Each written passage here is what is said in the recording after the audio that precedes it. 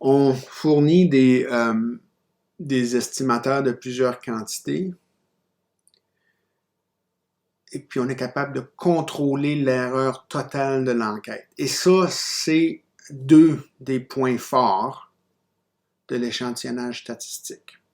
Quand vous faites un échantillonnage qu'on va appeler plus tard probabiliste, statistique, vous êtes capable non seulement de donner un estimateur pour la quantité qui vous intéresse, mais vous êtes capable de contrôler l'erreur totale. C'est-à-dire que vous êtes capable, possiblement, en augmentant le nombre d'effectifs dans votre échantillon, augmentant le n minuscule, de réduire l'incertitude associée à votre estimateur. Mais ça, vous pouvez seulement faire ça quand vous faites de l'échantillonnage statistique. Fait que l'erreur totale d'enquête, ce qu'on appelle l'ETE, c'est une façon d'approximer le montant par lequel l'estimateur qu'on a trouvé diffère de sa valeur réelle dans la population cible. Et là, il y a vraiment 5 composantes d'erreur. Il y a une erreur de mesure.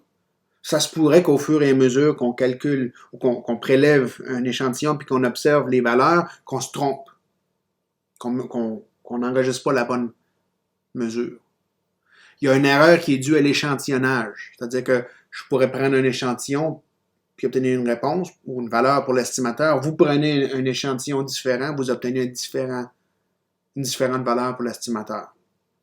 Il y a une erreur qui est due à la non-réponse. Est-ce qu'il est possible que les gens qui ne répondent pas en fonction de la réponse qu'elle a donnée à la question? Et si c'est le cas, ça finit par affecter la valeur de l'estimateur. Il y a une erreur de couverture, parce que la population cible et la population à l'étude sont les mêmes, puis ils ne sont pas les mêmes. Si la base de sondage ne couvre pas exactement la population cible, mais ça se pourrait que ce qu'on soit en train de calculer, la valeur, ou l'approximation de la caractéristique d'intérêt dans la population à l'étude diffère de la valeur réelle de la population, de la caractéristique dans la population cible.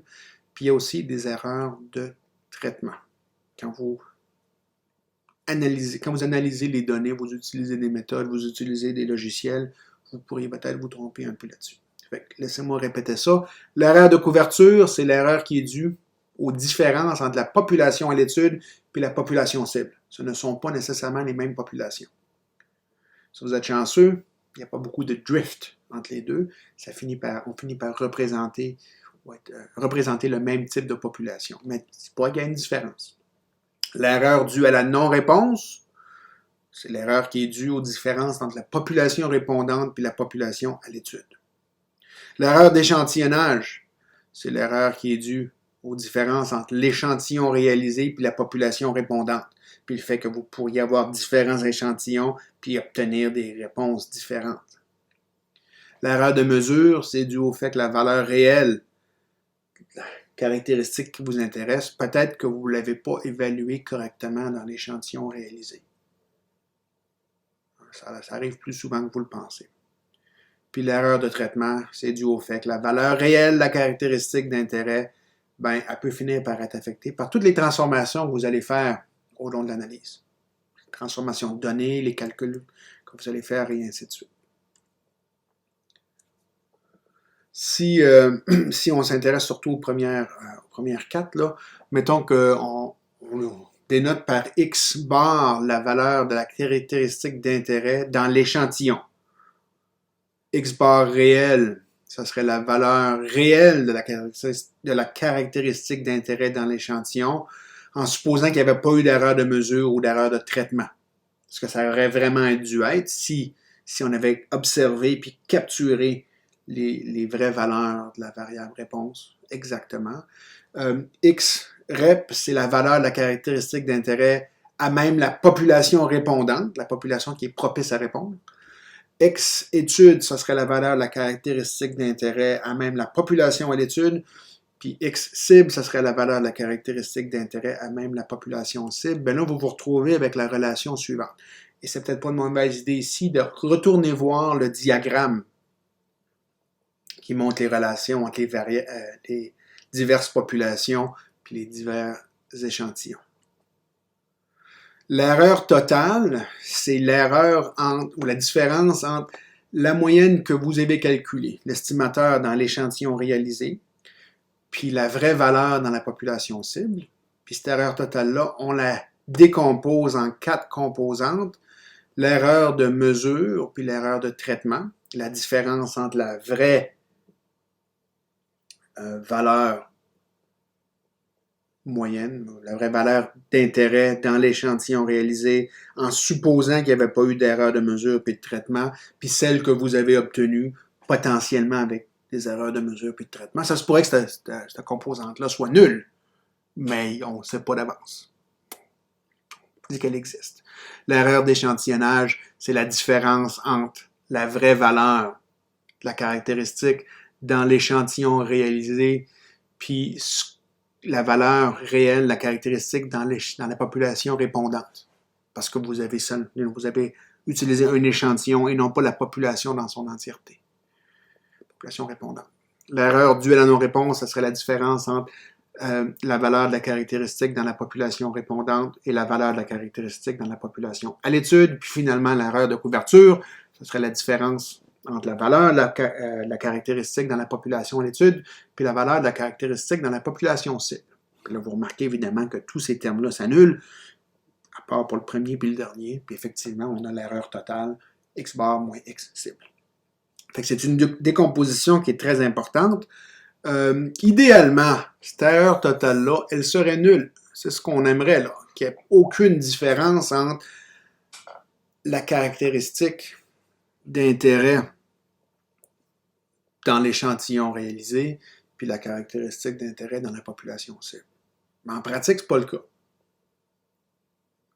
Il y a vraiment 2 contributions principales, où on reconnaît deux contributions principales, ce qu'on appelle les erreurs d'échantillonnage. Fait que cette partie-là,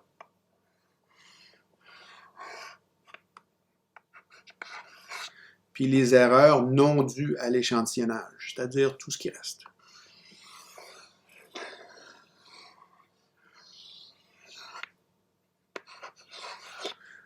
Dans le cours, on va surtout parler de la partie numéro 1. Les erreurs qui sont dues au choix de schéma d'échantillonnage. Les autres composantes d'erreurs, on n'en parle pas, entre autres parce que c'est beaucoup plus difficile de gérer ce qui se passe, de contrôler l'erreur non due à l'échantillonnage. On a quand même des façons de s'y prendre. Puis Statistique Canada, par exemple, n'importe quelle autre organisation là, qui est réputée pour faire des sondages, ils passent beaucoup de temps là-dessus. Hein? Comment essayer de réduire les composantes d'erreur qui sont dues aux autres trucs, qui ne sont pas dus au choix de techniques d'échantillonnage. Vous pouvez réduire ou minimiser l'erreur de couverture en choisissant une base de sondage de haute qualité, une base de sondage qui est à jour. Fait qu'essayer de construire des bonnes bases de sondage vous permet de réduire l'erreur de couverture. Mais c'est difficile de faire ça, on en a parlé brièvement plus tôt. L'erreur qui est due à la non-réponse, ben ça c'est quelque chose que vous pouvez régler ou contrôler en choisissant le bon mode de collecte de données ou en faisant du bon design de questionnaire. Puis il y a plein d'autres méthodes, les méthodes de rappel puis de suivi, mais c'est pas évident. Je veux dire, si vous êtes comme moi, vous recevez un coup de fil de quelqu'un que vous ne connaissez pas qui veut vous poser des questions sur un sondage, peut-être que vous ne répondez pas au sondage. Oui. Ou même un courriel. Vous dites, c'est-tu du spam ou c'est un vrai courriel? C'est pas évident. Puis finalement, l'erreur de mesure, encore une fois, bien concevoir, bien designer le questionnaire, faire des tests préalables, des pilotes pour voir si ce qu'on mesure avec nos questionnaires, puis nos méthodes, nos modes de collecte correspond à ce qu'on sait être la vraie réponse dans un environnement artificiel, faire de la contre-validation des réponses. Toutes ces choses-là sont faisables. On a des stratégies qui existent, mais ce ne sont pas des trucs techniques. Ce sont des trucs à l'extérieur de l'aspect mathématique statistique. Sauf qu'ils peuvent quand même finir par influencer la qualité des réponses au même stade que celui de l'erreur d'échantillonnage. L'erreur d'échantillonnage, c'est le plus facile à contrôler. C'est ce qu'on va faire pour le restant du cours. Chacune de ces composantes-là, de l'erreur totale, peuvent admettre un biais systématique, soit positif ou négatif, puis de la variabilité. Fait que vous pourriez calculer l'erreur quadratique moyenne pour chacune des composantes. Puis avoir l'erreur quadratique moyenne pour l'estimateur en général aussi.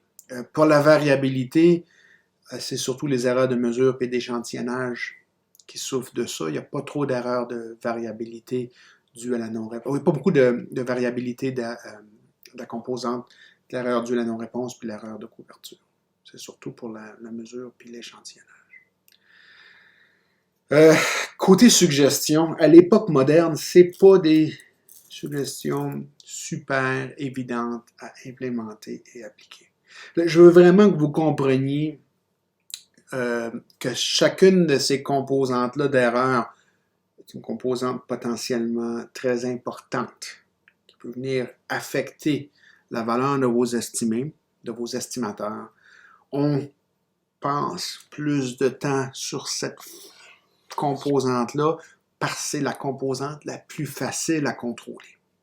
Les mathématiques et les statistiques, ça nous facilite la tâche. On n'a pas de machinerie mathématique, statistique, quantitative qui fonctionne de la même façon pour les trois autres. Okay. Fait qu'on a souvent tendance à penser que les autres aspects sont moins importants parce qu'on ne peut pas leur donner un traitement mathématique. Mais c'est le contraire.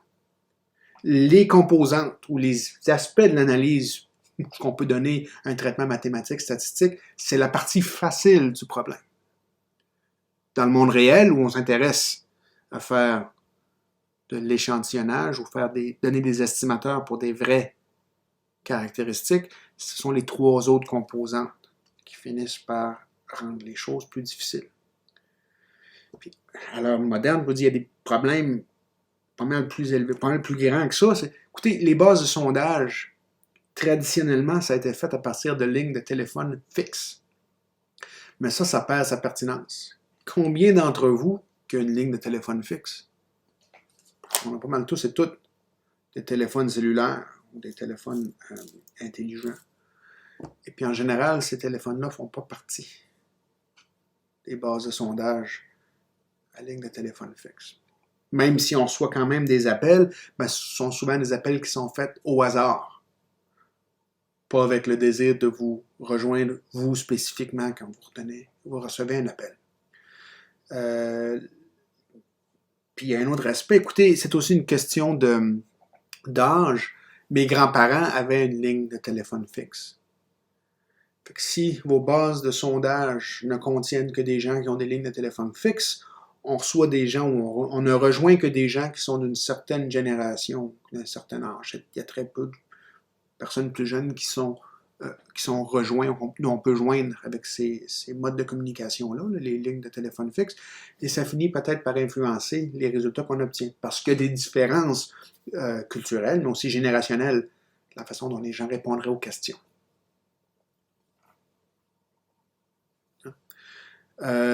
Puis au Canada, en tout cas, les taux de réponse pour une enquête qui n'est pas obligatoire en vertu de la loi. Le recensement, c'est obligatoire en vertu de la loi. On est supposé le faire à chaque 5 ans. Puis il y a des pénalités si on ne remet pas notre formulaire de recensement. On a possiblement des pénalités. Mais pour les enquêtes où ce n'est pas obligatoire de le faire, les taux de réponse sont faibles. Très faibles. En conséquence, StatCan a des défis à relever qui sont très, très, très difficiles à relever.